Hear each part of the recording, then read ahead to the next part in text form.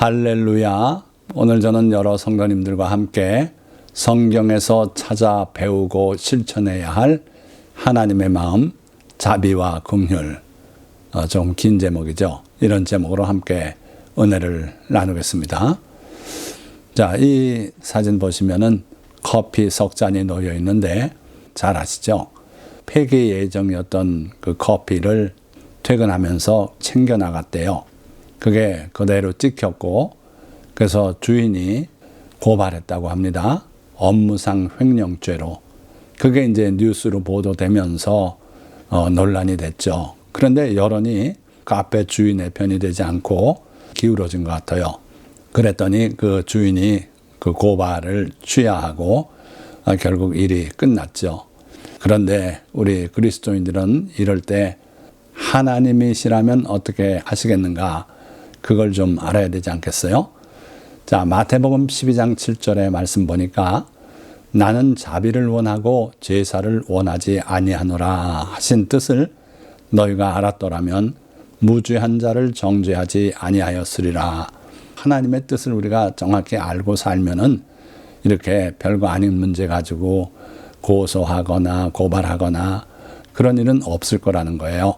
그렇다면 하나님의 뜻은 무엇인가? 예수님의 말씀은요, 하나님은 자비를 원하시는 하나님이시다. 왜요? 하나님 자신이 자비로우신 분이기 때문에 그래요. 은혜로우신 분이시고, 그래서 우리를 지으시고 우리도 하나님의 성품을 따라 자비로운 사람으로 살아가기를 원하고 계시다 하는 것이죠. 오늘도 세 단락으로 나눠서 하나님의 말씀을 증거할 텐데, 첫째 단락은 낯설게 느껴지는 하나님의 계명들이에요. 여기 퀘스천 마크를 달았는데 사람에 따라서 반발하는 분도 계시고, 또는 아멘 할렐루야 하나님은 자비로우신 분입니다. 이 계명대로 저도 힘써서 살아보겠습니다. 그런 사람도 있을 테고, 의견이 갈라지는 내용들이에요. 그래서 낯설게 느껴지는 하나님의 계명들이라고 제목을 잡아봤습니다. 우선 내용을 한번 간단히 살펴보면, 곡식 떠는 소에게 망을 씌우지 말라. 내 이웃의 포도원에 들어갈 때에는 마음대로 그 포도를 배불리 먹어도 되느니라. 그러나 그릇에 담지는 말 것이요. 하나님의 자비가 여기 보이지 않아요? 믿음 없이는 이 말씀을 실천할 수가 없어요. 내 포도원에 내가 농사 짓고 애썼는데 남이 들어와서 그 포도를 배불리 먹고 가게? 그게 말이 됩니까? 그러나 하나님의 그 마음을 깨달았다면, 하나님을 믿고 말씀대로 실천하면은 하나님의 복이 또 한량없이 내릴 줄 믿습니다. 자, 여기 보니까 제한은 있어요. 그릇에 담지는 말 것이요, 이렇게 말씀하고 있죠. 포도원 주인의 그 수고를 하나님이 모르시는 거 아닙니다. 그래서 그릇에 담지 마라. 자, 이 하나님의 자비와 긍휼의 마음을 여러분들이 깨달으신다면, 여러분들 수하에 있는 직원들이 퇴근할 때 음료수 잔을 들고 나가는 정도는 허용을 해야 되지 않겠는가? 저는 그런 생각을 가져요. 또 이웃의 곡식밭에 들어갈 때도 마찬가지예요. 내가 손으로 그 이삭을 따도 되느니라. 그러나 낯을 대지는 말지니라. 하나님의 그 마음을 우리가 깨닫고 우리 마음속에 품고 선한 마음으로 업소를 끌어나가는 것이 참 복된 일이 되지 않겠는가 하는 거죠. 또 수확을 할 때 밭모퉁이까지 다 베지 말라. 떨어진 이삭도 줍지 마라. 그냥 두어서 가난한 자, 객 이런 사람들이 와서 거두어 먹고 살게 해라. 이게 하나님의 뜻이에요. 그 명령에 순종하면은 큰없는 복을 내려서 우리가 걱정하지 않고 살아갈 수 있게 하시겠다는 약속이 뒤에 다 있는 거죠. 신명기 15장 12절에서 14절 말씀, 내 동족 히브리 남자나 히브리 여자가 내게 팔렸다 하자. 만일 6해 동안 너를 섬겼거든 7째 해에 너는 그를 놓아 자유롭게 할 것이요. 그를 놓아 자유하게 할 때에는 빈손으로 가게 하지 말고 양무리 중에서와 타작 마당에서와 포도주 틀에서 그에게 후히 줄지니 곧 내 하나님 여호와께서 내게 복을 주신 대로 그에게 줄지니라. 동포가 경제적으로 어려움에 빠져서 자기 몸을 팔고 하면은 그 사람은 6년만 섬기게 하고 7째 해에는 놓아서 자유롭게 보내주래요. 다만 가게 하되 빈손으로 가게 하지 마라. 해방시켜주는 것만 해도 큰 자비를 베푸는 건데 하나님은 거기에 더해서 빈손으로 가게 하지 말고 내게 하나님이 복을 주신 그대로 너도 그에게 베풀어라. 이거예요. 하나님이 우리에게 주신 은혜를 생각하면 우리도 이웃에게 그와 같이 선을 베풀고 자비와 긍휼을 베풀라는 것이 하나님의 뜻이에요. 하나님의 마음이에요. 그래서 여러분들이 살아나가시면서 이와 같은 마음으로 하나님의 자비와 긍휼을 베푸는 성도가 다 되시기를 예수님의 이름으로 축원드립니다. 또 이자를 받지 마라. 가난한 이웃에게 돈을 빌려줄 때는 이자 받지 마라. 돈뿐 아니라 양식을 빌려줄 때도 그렇고 이자 받지 말라는 거예요. 또 매 7년 끝에 면제하라. 빚을 주었어도 사람들이 갚지 못하고 7년이 도달되면은 전국적으로 다 감면을 선언하게 돼 있어요. 하나님의 이름으로. 자, 이런 계명 실제로 할 수 있겠는가? 이게 나눠질 수밖에 없어요. 그럴 때 우리가 취할 태도는 하나님의 선하심을 믿고 하나님의 계명대로 살아보는 거예요. 그럴 때 하나님께서 그 나라에 가난한 자가 없게 하시고 잘 살게 해주시겠다. 이런 복이 약속이 돼 있죠. 그리고 11조도 토지 소산의 11조 하나님께 늘 드려라. 첫째, 둘째는 너희가 일가 친척이 함께 하나님의 이름을 두시려고 택하신 성읍에 가서 먹고 감사하고, 그리고 자녀들은 하나님을 섬기면 이렇게 복 받는구나. 그걸 배우게 하고, 그리고 제3년은 11조를 드리는 해니까 그때는 먹지 말고 네 성읍에 들여 쌓아라. 그래서 과부나 고아나 레위인이나 또는 나그네들이 와서 먹고 배부르게 하고, 그로 말미암아 하나님께 영광이 돌아가겠지요. 하나님의 계명들 또는 크게 보면 성경 말씀을 읽을 때 여러분들이 그 말씀에 담겨져 있는 하나님의 참된 마음을 깨닫고 발견하고 그걸 실천하며 살라는 거예요. 그게 여호와를 알게 되는 겁니다. 힘써서 여호와를 알아가시기 바랍니다. 성경 말씀을 읽고 거기에서 하나님의 마음을 배우고 그걸 여러분들이 실천하라 하는 거죠. 안식일에 예수께서 밀밭 사이로 지나가실새 그의 제자들이 길을 열며 이삭을 자르니 바리새인들이 예수께 말하되 보시오, 저들이 어찌하여 안식일에 하지 못할 일을 하나이까. 안식일인데 왜 저런 일을 합니까? 안 된다 하는 거죠. 자, 마태복음 12장 1절에 보면은 이 상황을 이렇게 설명하고 있어요. 그때 예수께서 안식일에 밀밭 사이로 가실새 제자들이 시장하여 이삭을 잘라 먹으니, 지금 예수님을 모시고 급하게 또 다음 마을로 가서 말씀을 전해야 돼요. 그러니 식사할 겨를도 없다 그랬습니다. 그래서 식사도 제대로 못하고 가고 있어요. 그런데 이삭들이 늘어져 있고 하니까 그걸 잘라서 비벼서 그걸 먹었어요. 그런데 그걸 안식일에 하지 못할 일을 한다고 뭐 큰 일이 됩니까? 그렇게 비방하고 있지 않아요? 차갑게 식어버린 죽은 종교의 모습이에요. 마태복음 12장 7절에 가서 보니까 나는 자비를 원하고 제사를 원하지 아니하노라 하신 뜻을 너희가 알았더라면 무죄한 자를 정죄하지 아니하였으리라. 주님이 보실 때 제자들이 행한 그 행위는 죄까지는 아니다 하는 거예요. 다윗도 도망할 때 제사장들 외에는 먹지 못하는 진설병을 받아서 먹었지요. 그러니까 하나님께서는 급한 사정을 알아주시고 용납하시고 그런 하나님이시다. 그러니까 우리 성도도 그렇게 살아가야 되지 않겠냐 하는 거예요. 주님의 긍휼과 자비로운 마음을 품고 실천하면서 살아가야 된다 하는 거죠.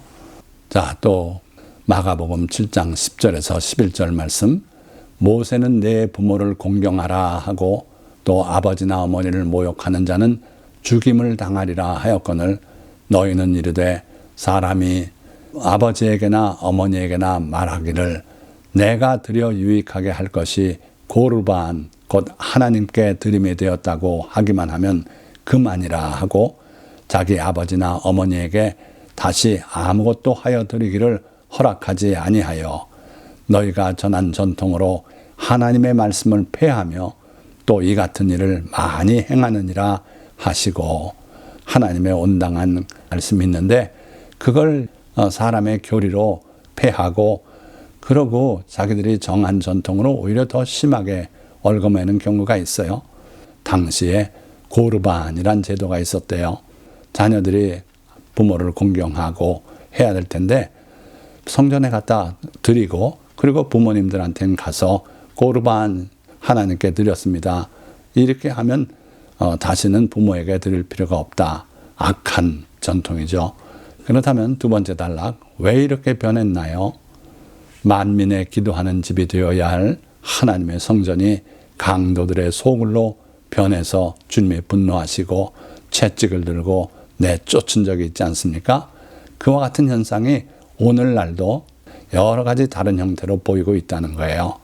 거기에 책임 있는 사람은 두 부류입니다.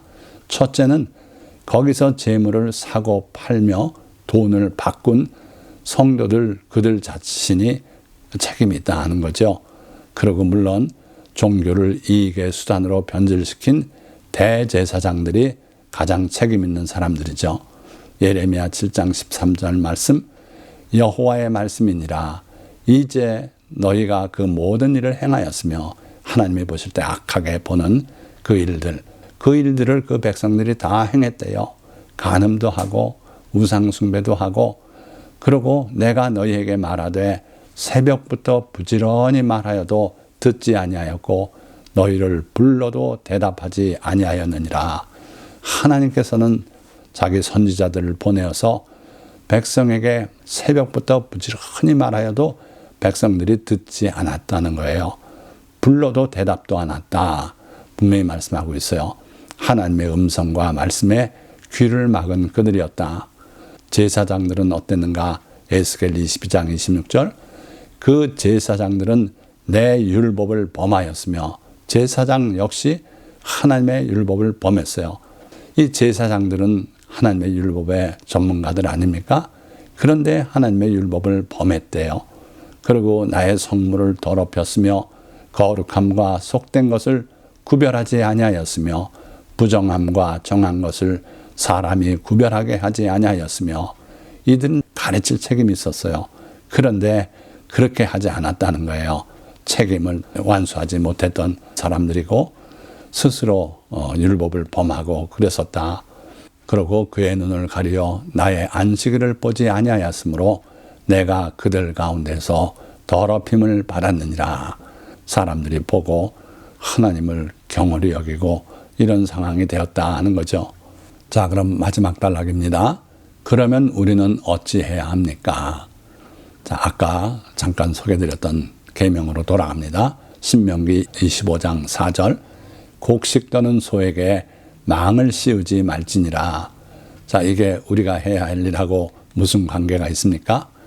고린도전서 9장 9절에는 이 계명을 이야기하면서 이 계명이 어찌 소들을 위하여 염려하심이냐, 실제는 우리를 위한 교훈이다 하는 거죠. 요즘 동물복지라는 개념이 많이 알려지고 있죠. 닭도 그 조밀한 닭장에 몰아넣어서 평생 암울한 상황 속에서 알만 낳다 죽어가는 그런 일, 이게 하나님이 기뻐하시겠는가? 그렇지 못하죠. 소에 대해서도 그래요. 소가 곡식을 떠는데 미리 망을 씌워서 자기는 한 알도 못 먹어보는 거, 그거 하나님이 기뻐 안 하시는 거죠. 그래서 요즘 알 낳는 닭들 갇혀 살지 않게 그렇게 하는 게 좋지 않겠냐 하는 그런 의견들이 나와서 값은 좀 비싸게 나오지만 그런 상황이죠. 여러분들 계란에 요즘 10자리 숫자가 찍히는 거 아시죠?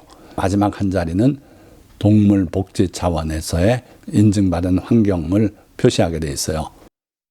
동물 복지에 대해서 일반인들이 얼마나 개념을 갖고 있는가 조사를 한 것이 있는데, 왜 그 동물 복지를 고려해서 제품을 구입하셨습니까?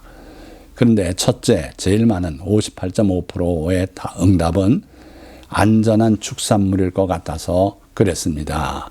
그렇게 나왔고, 둘째는 건강에 좋을 것 같아서 이 두 가지 의견은 다 동물보다는 나 자신이 그런 걸 먹어야 좀 더 나한테도 건강에 좋고 안전할 것 같다. 그런 응답이었고요.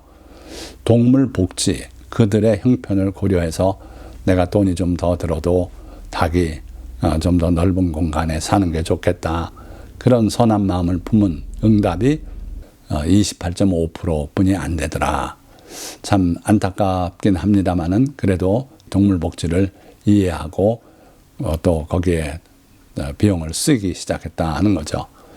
자, 다시 돌아가서 곡식떠는 소에게 망을 씌우지 말지니라. 이 계명은 결국 여러분들이 성경을 읽다가 알게 되는 내용 아닙니까? 그러면 여러분들이 성경을 왜 읽습니까? 성경 지식을 얻기 위해서 읽습니까? 아니죠. 결코 그건 아닐 겁니다. 하나님께서 어떤 뜻이 있어서 이 계명을 우리에게 주셨는가, 그것까지 이해를 해야 돼요.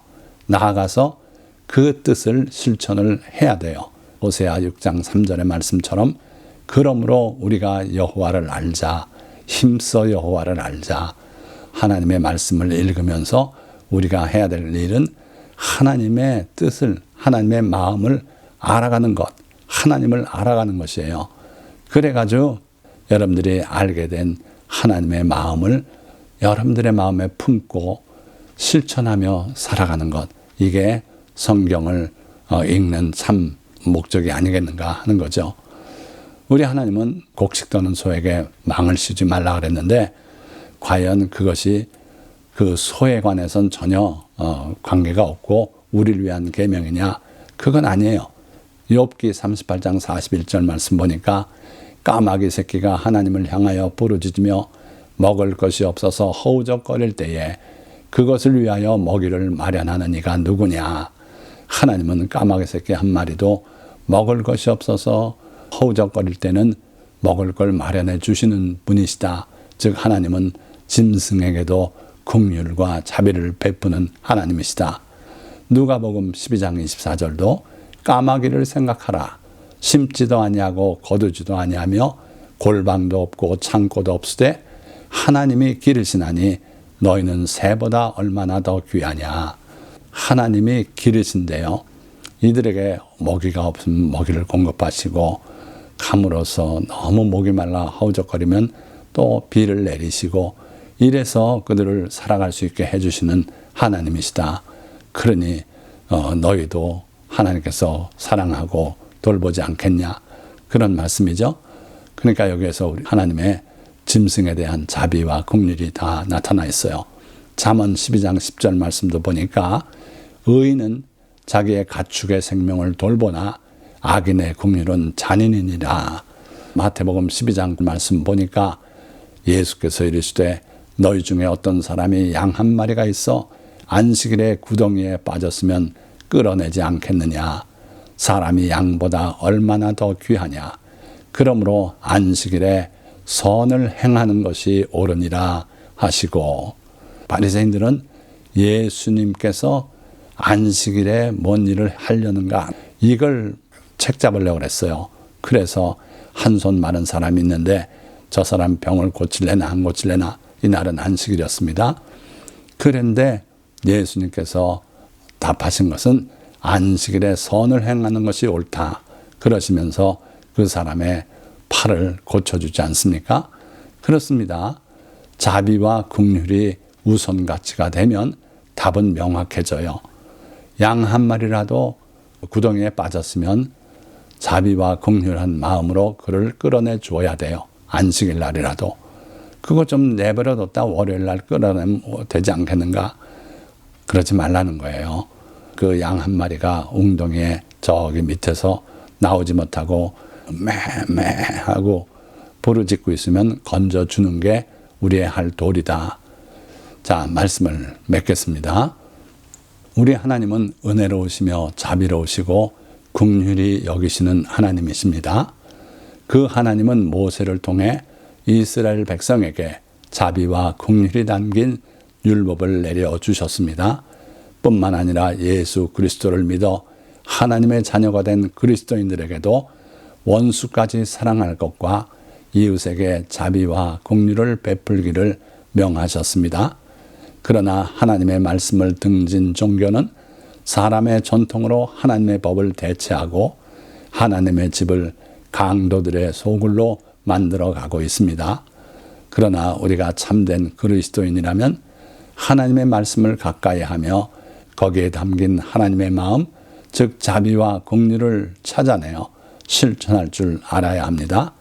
이것이 하나님께서 우리를 지으신 이유이기도 하기 때문입니다.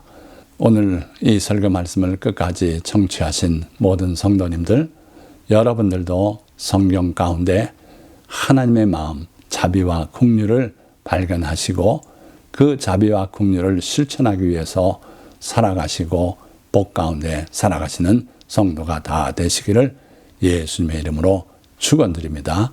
기도하겠습니다.